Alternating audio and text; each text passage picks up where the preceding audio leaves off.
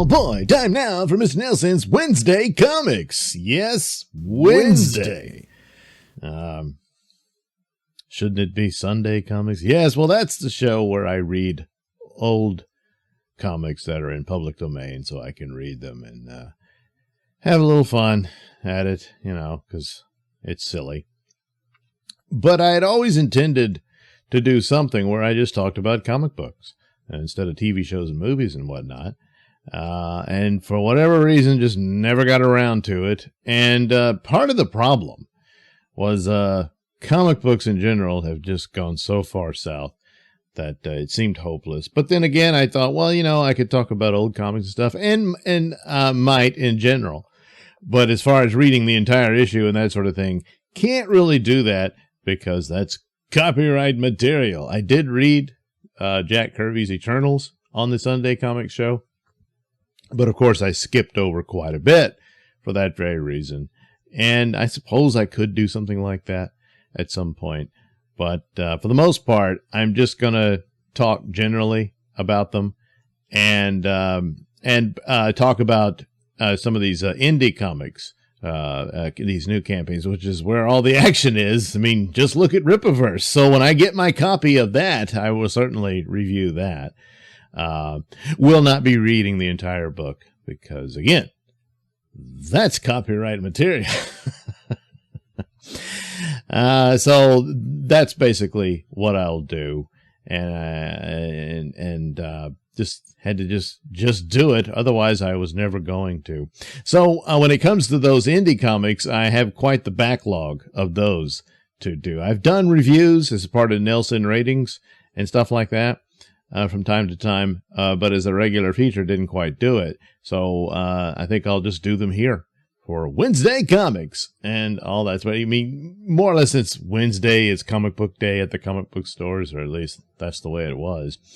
So the idea should have been that I would preview some things and stuff like that, you know, but not very likely. No. So that's the way it goes. But anyway, Wednesday Comics is brought to you by my own comics. Yes, that's right. Night Night. Available at indieplanet.com. And I've already done a promo for the first issue. And so, guess what? There's a number 2. Yes, Night Night, number 2. Night Night versus Bullfrog. Based on the audio play of the same name. That's right. The Mr. Nailsin Show features audio plays written, produced, and performed by me. And do all the voices and all that stuff. And then later on, make comic books about them. And, well, I've only gotten 2 done, and then there's one for Sun King, and we'll talk about him in a later show. But anyway, so, he has a striking resemblance to a famous comic book character. Yeah, it's a parody. So anyway, there's number 2. You can get that at indieplanet.com, and it has a backup feature telling the origin of Night Night. He had a different outfit in his early days. Yeah. So anyway, I'll read a few pages of those. Yeah. Curiously, the frogs appeared to be interested in wallets and jewelry of those gathered, but the reasons for this became clear when Bullfrog appeared, accompanied, of course, by his gang of tadpoles. Tadpoles! That's stupid! Oh, man, robbing the charity fund? That's outrageous. Yes. And even more outrageous is the fact that Whitman failed to alert me on Bullfrog's return. And so later on, he heads to the office of Police Commissioner Charles Whitman. Don't you think you owe me an apology? An apology? For what? For not telling me that Bullfrog was back in action. Well, now you know. So, there you go. All the suffering and all the victimization of the victims by Bullfrog is on your head, what? Because you sat here on your lazy ass and did nothing. Ah, shut up! Damn it! I'm sick of you and your costume pantyhose crap! as I am sick of your avoidance of justice. Just stop it. Stop the fighting. It's giving my tummy ache. By the way, Commissioner Wetwind is based on comedian Pat Dixon. Yeah, how about that? Meanwhile, across town in the old abandoned warehouse district, within one old abandoned warehouse, our next target will be the Cityopolis boat races. But, boss, the police done got the boat races all staked out. We hit it, it's gonna be an ambush. So what? You see any cops in the way? Just shoot them. Oh, boy, that tells you this is a dastardly deed-doing villain. Yeah. So that's Bullfrog for you. And that's all the preview of Night Night. So head over to indieplanet.com and get yourself a copy of Night Night. So, as I said, I often thought about doing a Wednesday comics show to talk about, well, you know, comic books. And but the sad state of comic books, despite all the billion-dollar comic book movies and whatnot, was just, again, sad. And I just didn't have any excitement for it other than these independent projects that would come out and stuff like that. And I was just buying collections of old comics, and there again, that's something I could look into for the purposes of a little show here. And sure, but it was just so depressing to get into it. But a funny thing happened this year when DC Comics, of all companies, produced a new version of World's Finest, and that's the long-running team-up book of Batman and Superman teaming up. And that goes all the way back the 50s, I believe, or maybe even the late 40s or something like that, where it was just an anthology comic book called World's Finest Comics, and it just became the Batman Superman team up book. Later on, they just made I guess in the late 90s into the 2000s or something like that, it was just called Batman Superman, and that's what they did. But World's Finest was the go-to title, and they brought it back for other things like Power Girl and Huntress and stuff like that, playing with it. But suddenly they brought it back for this comic book series, and it's great. It's just amazing that, because everything else produced by the mainstream comic book about Marvel and DC, it's just terrible. It's dragged down by superficial wokedom and all that stuff, and then just lackluster, lazy plots and whatnot. Whereas this one is just, it's really quite simple. It's just your basic standard superhero fare, and it's reminiscent of Batman and Superman you haven't seen in decades, really.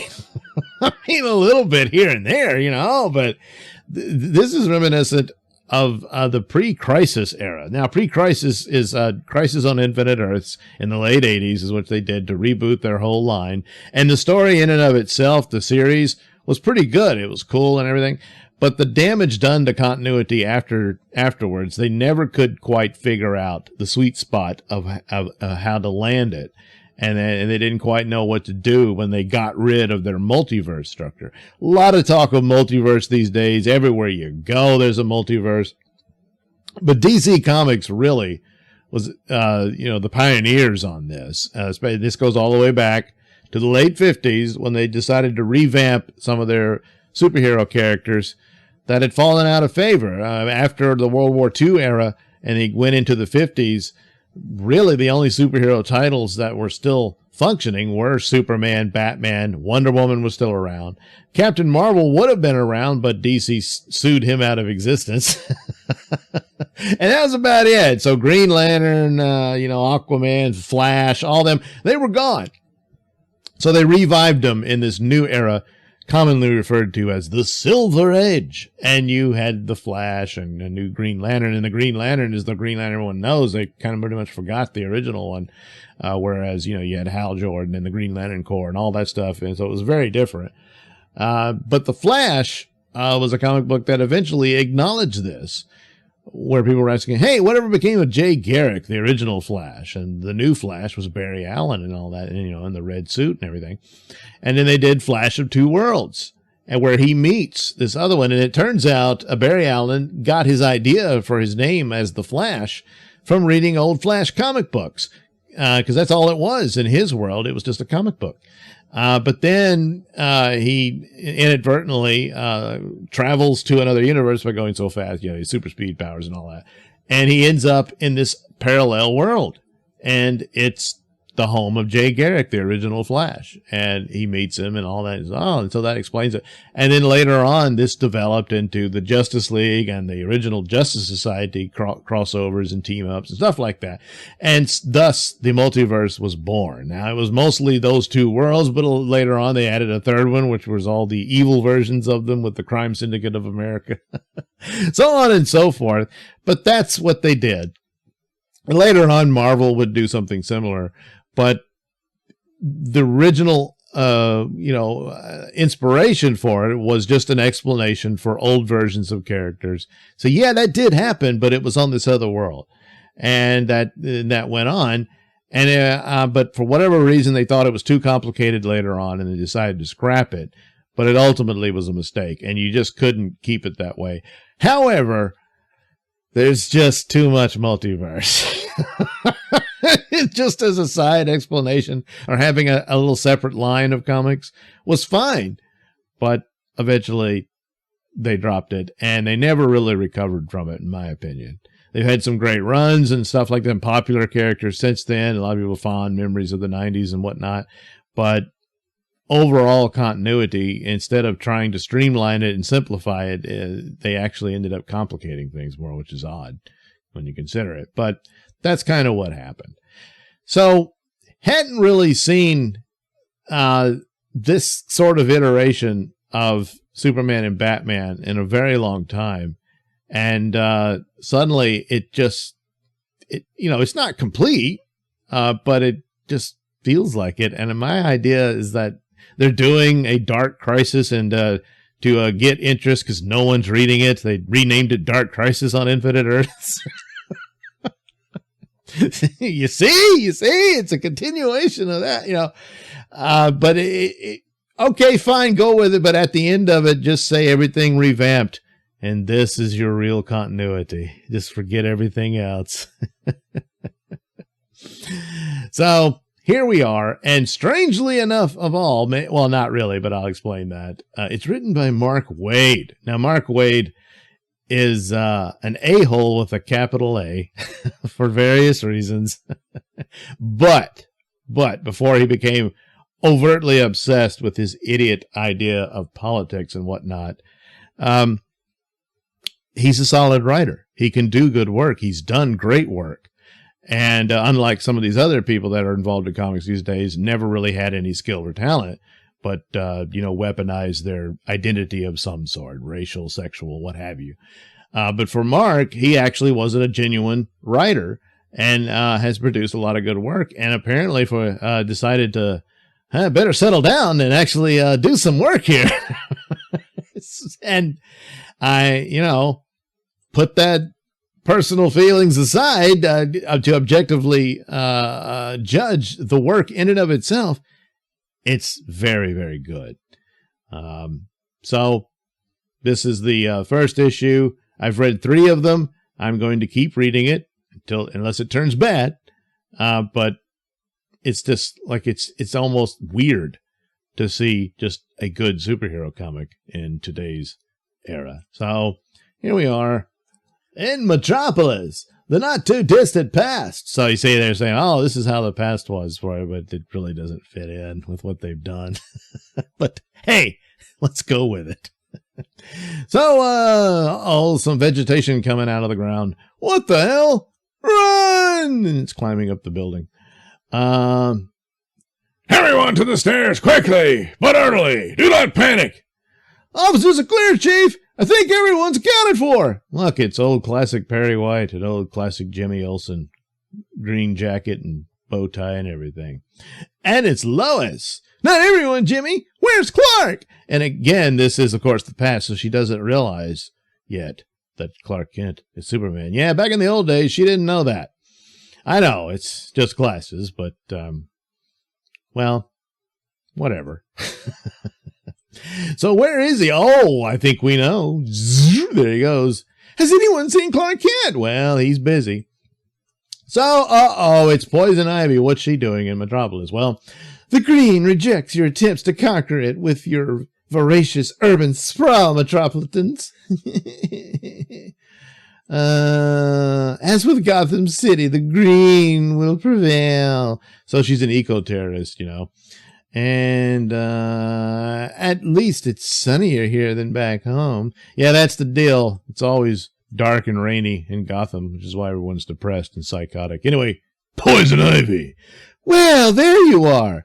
We were told this would draw you out, Super. Wait a minute. What?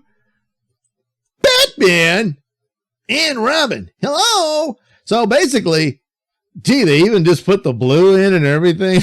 I didn't have a problem with it always being black with a little, highlights of blue. But nevertheless, that's pretty much the belt's a little more close to accuracy, I suppose, than they had it in those days. And then there's Dick Grayson as Robin again. Wow, that's something. And they gave him green pants, not the shorts. But you know what? I'm fine with that. I mean, come on. So they gave him a pair of pants. That's nice. So anyway, we've been tracking you since you left Gotham City, Ivy.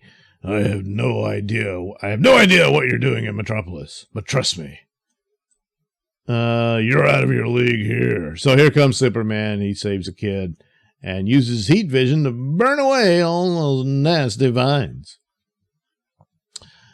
Whoops. She's one of yours, right? Thank you, Superman.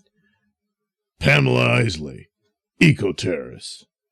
That's a little reductive, but okay. Your villain, my turf. Who gets to take her in? Should we flip a coin? No coin flipping, please. Coin flipping bad. All right, the dialogue is a little too much these days. But it's out of the mouth of a youngster, so I guess you can throw that in there. But can't all be perfect, but, So, I'd let your friend take care of my partner, Superman. You're about to be otherwise engaged. Oh, yeah. Okay, you're about to be otherwise engaged. Oh, no, it's Metallo. Why does he bother with the old skin? Is it clean that off? It doesn't do any good anymore. I guess he hadn't gotten around to it yet, So there he is with his kryptonite heart. You didn't bet on that, did you, Superman? So there you go. The art's good. It's solid. And it's just and that's it. You got super villains. They're up to no good. Superman and Batman team up to deal with it. And then an ongoing story comes along later on. You find out about that in issue 2. Doom Patrol shows up and pitches in, and eventually Supergirl shows up too and teams up with Robin, and it's all good. It's just great stuff. And see, there's Supergirl. Hi, I'm Supergirl, and I'm Robin. So, and then this character. Yeah, he's the big bad of the story. So, I recommend it. Hard to believe in the current era, but they managed to do something really cool. And if they keep it up, they'll actually have something. There's some art from the artist, I believe Dan Mora, Yes, Danny Mora. Okay. Well, anyway, it's good art. And there you go. Superman and Batman back in action. If they just let it be and let it be what it is, and then learn a lesson from it, and let that happen in other issues and other titles, you might actually have a comic book company again. It may already be too late, but what's good is good, and World's Finest is indeed World's Finest. Yeah.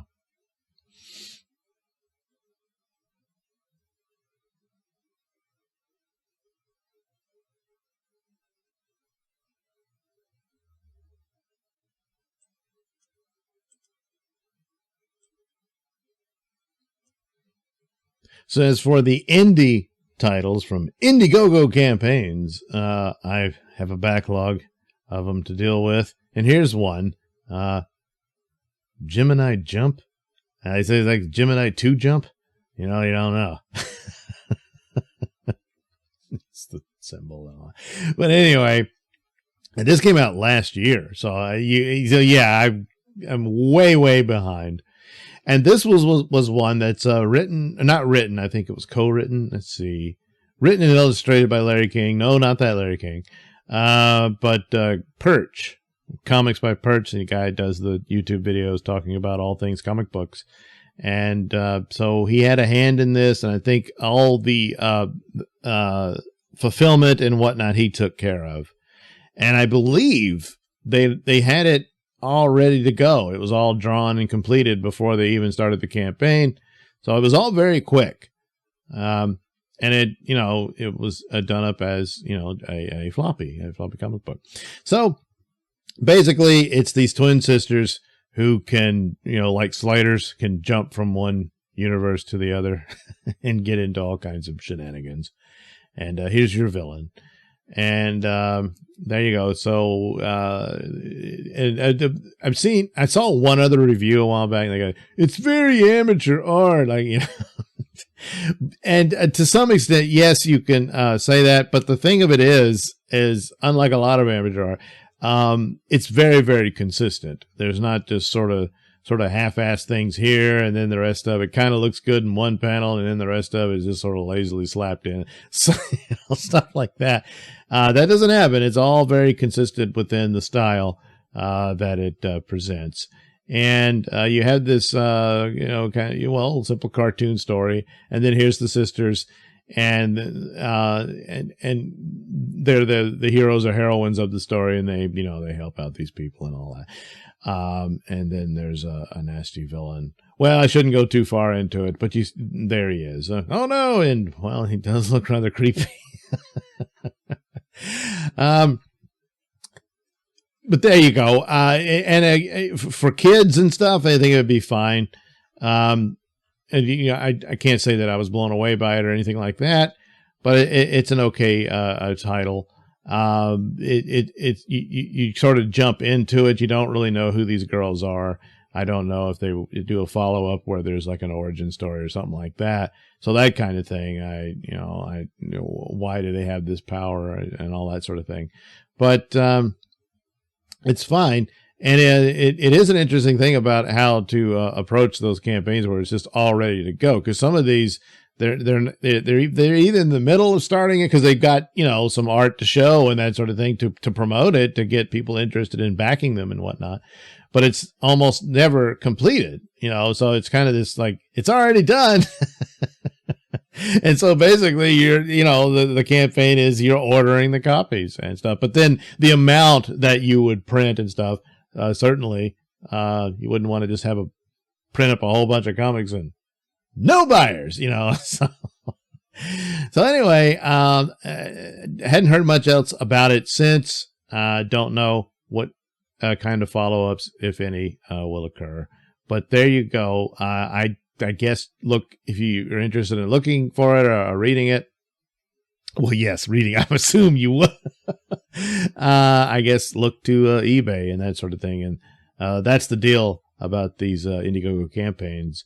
You either back it or your chances of getting yourself a copy after the fact are somewhat limited, depending on whether or not they do another campaign and they add this as an extra little perk to add on to the other book they're doing, that sort of thing. And but eBay, of course, probably could have some copies of it, so you could check that out there for Gemini Jump. Gemini because they're twins. Get it? Yeah. Yeah. All right. Well, there we go. And don't forget, Night Night, brought to you by Night Night over at indieplanet.com. Yeah, I didn't bother with Indiegogo and stuff because I don't have that big of an audience to advertise to. So I thought, yeah, well, maybe I'm wrong. Maybe I should have jumped into it. But for the time being, you can get Nailsin comics over at indieplanet.com and look up Night Night and Sun King, and there will be others soon. I'm working on it. It takes a while. It does take time. And then there's like The Real Job and all that type of stuff. Oh boy, it gets in the way, you know. But anyway, there we go. This is the inaugural episode of Mr. Nailsin's Wednesday Comics. And hopefully, we'll do it again next Wednesday, where I'll talk about some other comic book. Probably more than one. Oh, yeah. I mean, that's the promise, but hopefully at least one. Yeah. Anyway, thanks for watching. We'll do it again next week.